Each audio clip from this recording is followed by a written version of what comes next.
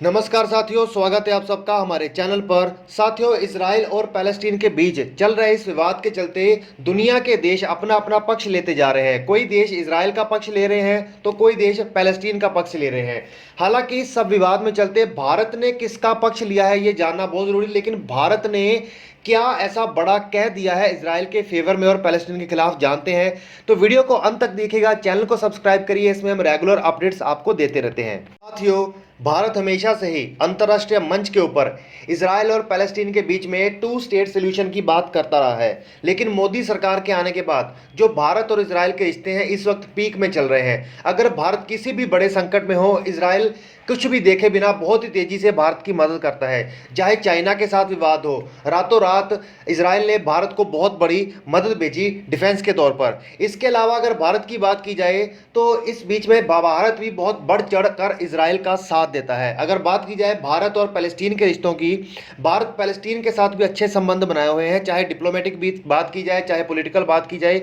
इसके अलावा भारत पैलेस्टीन को करोड़ों रुपए की मदद भी देता है, जो कि आने वाले समय में बढ़ती ही रहती है।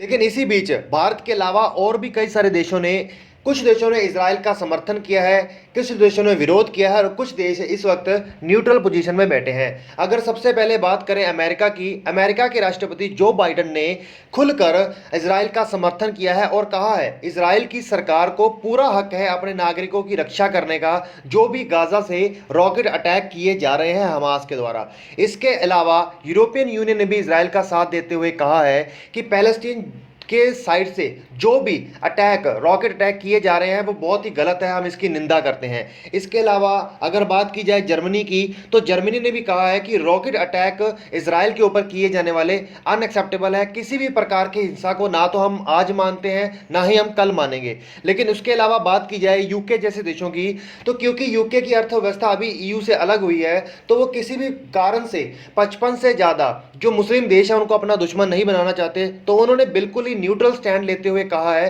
कि दोनों देश शांति बनाए रखें। लेकिन इसके बिल्कुल विपरीत अगर बात की जाए टर्की और अरब लीग की, ये बिल्कुल ही इजराइल के विपरीत और पैलेस्टीन का साथ दे रहे हैं। और इसी साथ के चलते टर्की और अरब लीग जैसे देश चाइना के पास गए हैं, क्योंकि China United nation security council का परमानेंट मेंबर है और वो इनका समर्थन कर सकता है यूनाइटेड नेशन के अंदर। इसके अलावा जो ओआईसी के एक अंतर्राष्ट्रीय ग्रुप है जिसके अंदर 57 मुस्लिम देश है, वो भी चाइना की सपोर्ट ले रहे हैं, क्योंकि चाइना भी अंदर से इनकी सपोर्ट करता रहता है। क्योंकि इजराइल भारत की सपोर्ट करता है तो चाइना इसके अगेंस्ट होगा ही। अगर किसी भी स्थिति में जाकर इन देशों की वजह से विश्व युद्ध होता है तो होगा यही, अरब देश, मुस्लिम देश जितने भी होंगे वो चाइना का साथ मिलकर युद्ध लड़ेंगे और बाकी दुनिया अलग थलग होगी। हालांकि भारत का स्टैंड देखने वाला होगा, क्योंकि वो साथ तो इजराइल का ही दे सकते हैं।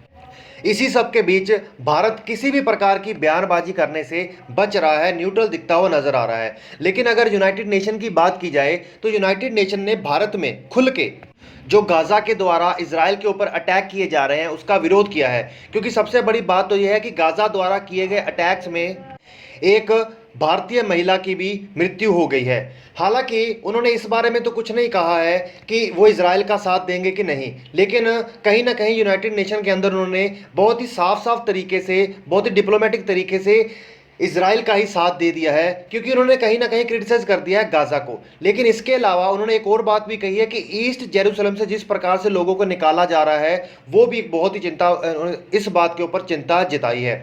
तो अगर इन केस स्थितियां और खराब होती हैं तो इसमें कोई डाउट नहीं है, ये स्टैंड तो इन्होंने क्लियर कर दिया है भारत ने अपना कि वो इजराइल का ही साथ देंगे। हालांकि आने वाले समय में ये हो सकता है, युद्ध हो सकता है, तो भारत हो सकता है कि कई प्रकार की मिलिट्री एड भी इजराइल को दे गाजा के खिलाफ। हालांकि ये बातें हम खुद नहीं कह रहे हैं, ये सारे के सारे इंडिया टीवी जैसे अलग अलग जो न्यूज़पेपर के हवाले से ये खबर आ रही जो मैं आपके सामने पेश कर रहा हूँ। तो इसके लिंक्स भी आपको दिए गए हैं, तो आप चाहें तो देख सकते हैं। तो साथियों, चैनल को सब्सक्राइब करिए रेगुलर अपडेट्स के लिए।